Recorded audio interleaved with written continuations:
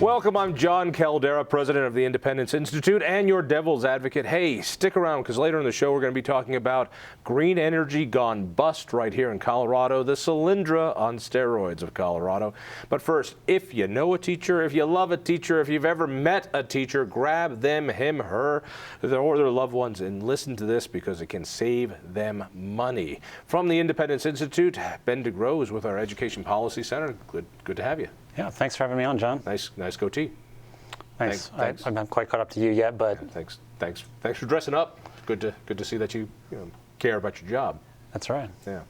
All right, let's get back into it. This time of year, we always do the same thing, and this has been really a passion of yours for as long as you've been involved in education, which is to let teachers know what their actual rights are and what they can and cannot do as teachers. You know, we keep talking about teachers, and it seems as though you either have to love the union that represents them, or if you hate the union, that you must also hate teachers. No, well, it comes down to this. I mean, my mom taught me growing up, if you want somebody's money, you need to ask first. And since the teachers union in Colorado, the CEA, doesn't have that practice, we decided to let teachers know, well, at least if you don't want your money spent on politics, you can ask for it back if you know about it and you know when. So that's where our passion for this comes from. All right, so to back up, the big picture is this. If you're a teacher or involved in a school district, employed by a school district in Colorado, good chance you're a member of one or more unions or associations that represent you.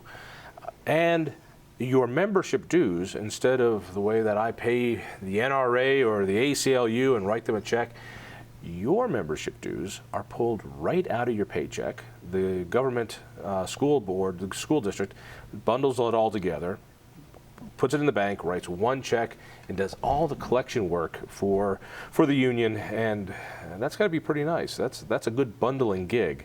But teachers often forget, in the same way that we forget when we see our withholding that comes out of our paychecks, we forget about that, and we only look at what's being paid. But teachers have a lot of money coming out of their paychecks. How much?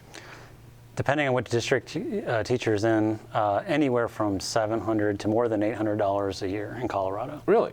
$800 a year? That's right. Then it comes out of the paycheck? It comes out of the paycheck, and like you said, it's like your taxes. If you looked at the pay stub and you saw the deduction, you'd see one line item saying, union dues, CEA, whatever. But I mean, that money gets divided up between the local office and the state office. And a piece of that money also goes into something called the every member option.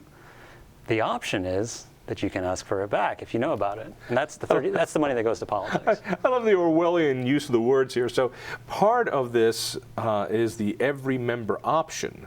If you're a teacher, there's an every member option. Or EMO for short. EMO, that gets pulled out of your paycheck.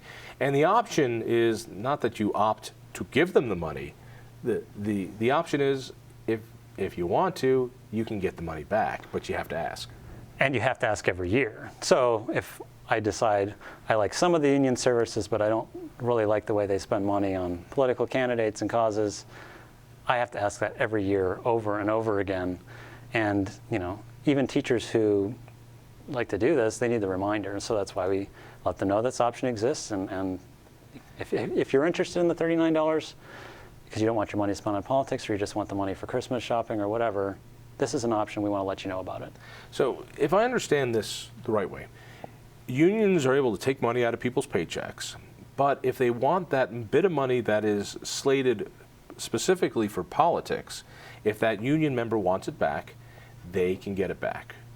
And so they can just, call a phone number any time of the day or night, punch in a code, and it shows up in their PayPal account? How does it work? Well, in recent years, the union's gotten better about making it easy for teachers to ask for it back if you know how to find it. So used to be you had to send in a letter. Now you can either send in a letter or you can go onto a website. The CEA has a form. You fill out the form, say you want your money back by December 15th. If it's after December 15th, well then you're too late. But you put that in by December 15th and you get the money back. Note, it's $39 from CEA. Teachers in a lot of districts have a second every member option from their local union. If you ask for one back, you're not necessarily getting the other back. So you have to look at the $39 from CEA and maybe the $24 from Denver or Jeffco, $63 altogether. All right, so basically, teachers need to know, depending on the district you're in, you got $63 waiting for you. All you have to do is ask for it.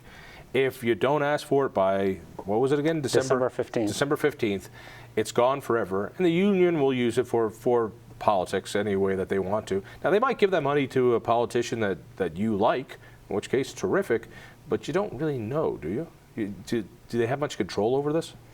Well, there's a small committee of union members who decides where the money goes as far as which candidates they're going to donate to. And it's not just candidates, it's just, these 527 committees, the ones that send out all the vicious anti-mailers with the dirty secrets about this. You've seen those ads, they come to your door. Yeah, the union funds those as well. So, as a teacher, you may think, well, that's not the kind of behavior I would like in my classroom. Maybe that's not the kind of political advertising I want to support.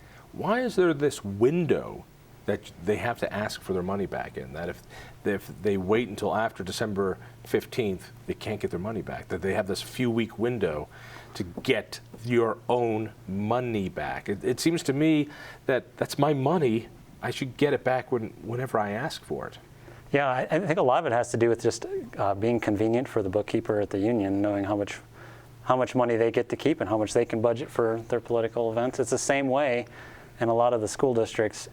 If you want not just to opt out of the political part, but you want to opt out of being a union member altogether, a lot of the districts have this narrow window of time where you can opt out, and that's because they want to be able to plan how many members they have. And Nice easy for the organization. You put together this great little YouTube video that I want to show here. I thought this was clever. I remember this from when I was a kid. They ought to show this again. It's the only way I learned the preamble to the Constitution was it Schoolhouse Rock? Schoolhouse Rock, yeah, it's a little civics lesson. Here's a little civics lesson from the Independence Institute to you teachers. Thanks again, Union Dues. Thanks. Hey, you're welcome. Who is that? Oh, it's just some politicians I gave money to. You see, I collect automatic dues from lots of teachers' paychecks in Colorado, and I give some of that money to my favorite political causes. Miss Johnson helped pay for those mean political ads? That's right. She didn't opt out. She probably doesn't know she can. Oh, she can get her money back? Sure. Tell Miss Johnson to check out independentteachers.org. She better hurry, though. The deadline is December 15th. I'll definitely be her favorite student now. Not bad. No, Not bad. catchy, yeah. So by December 15th, what happens when you go to independentteachers.org? Well, we put all the information in one place because, they don't make it simple and easy for the information that applies to a teacher in Jefferson County, or a teacher who applies, the information for a teacher in Adams County and Denver. We got the addresses. You can print out a form letter if you want to do the old-fashioned way. We got links to the CEA's online refund form. The information's all there in one place. Talk to me a little bit about the union itself. You, as a teacher or as an employee of a school district, do you have to be a member of the union? Is it a requirement to get the job? Because I know when I've talked to young teachers, and when they're filling out their forms to become a new employee, they throw down the form for being a union member, and they fill it out, and it's $800 a year for the rest of their life. Well, Colorado is one of a handful of states where teachers do not have to join a union. And in fact, it's been reported recently that the CEA has kind of been experiencing a decline in membership. That's been reported as well. I think part of that's because teachers are realizing that during the economy and they're not getting a raise. One way teachers can give themselves a raise is to, well, maybe they're not getting all the services they want from the union, so they get those dues back. I've heard that one of the reasons the teachers that I know have stayed with the union longer than they wanted to is they said, yeah, but they have an insurance policy. They give me $1 million liability insurance because some parent goes crazy and sues me. I need that protection, and that's worth the $800 a year right there. Well, yeah, I mean, some of the union money goes to that, and to the fact that teachers worried about a principal who doesn't like the color of shoes that you wear or something, and you want that kind of legal protection, legal counsel. But there are other groups as well, non-union groups, such as the Professional Association of Colorado Educators. Easy for you to say. Yeah, PACE. It's much easier to say. There's a range of options out there for teachers. We encourage them to look at the cost and benefit of each And again, that's all independent. So in other words, teachers. you can buy a liability insurance policy outside. If you quit the union, you can still get a liability policy. Does it cost $800? No, I mean, for example, PACE is less than a quarter of the amount of dues you're going to pay for the. Less than $200. $200. Yeah, less than $200 a year. And not bad. But it's the same thing, isn't it? That it's hard to get out of the union. Repeat this story because I just found it fascinating, of Mrs. Ramirez, who just wanted to get out of the union. I mean, remember that Jerry Seinfeld episode? I just want to get, or was it a Friends episode? I just want to leave the gym. I want to get out of the gym. I want to quit. What happened to Mrs. Ramirez? Oh, Mrs. Ramirez, a teacher in Jefferson County, she hadn't even known, about her options like PACE, and she found out about PACE. She wanted to join that. So she said, well, I've got to drop my union membership. And so she went by the union office, didn't realize that, if you read the fine print of that collective bargaining agreement we have, Mrs. Ramirez, it says you can only opt out between September 1st and September 15th. She went by the union office sometime that wasn't in the 15 days a year. And she was too late. She was too late. She missed the deadline. She had no idea. But it just so happened that her husband was a state representative, Robert Ramirez. And so he came in the office with her, and they think they recognized who he was. And so probably better not to make a big deal out of it. So we'll just let this exception slide. And Mrs. Ramirez, you can get out of the union, okay? So let me see if I get this.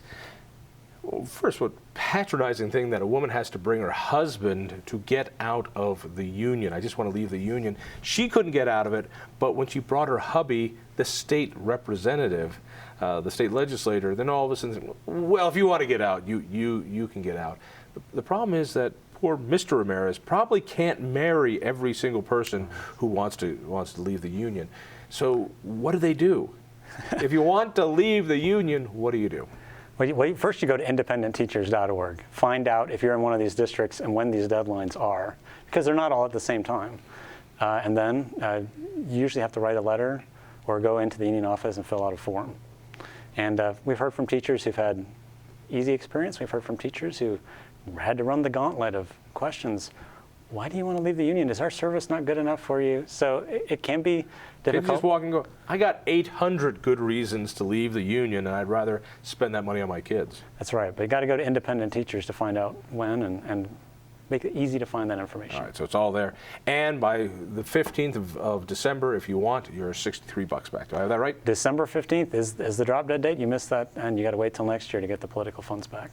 All right. Ben DeGrow from the Independence Institute. Thank you. Again, that's independentinstitute.org, but go to independentteachers.org. All right, coming up, green energy. It's all about the green. Stay tuned.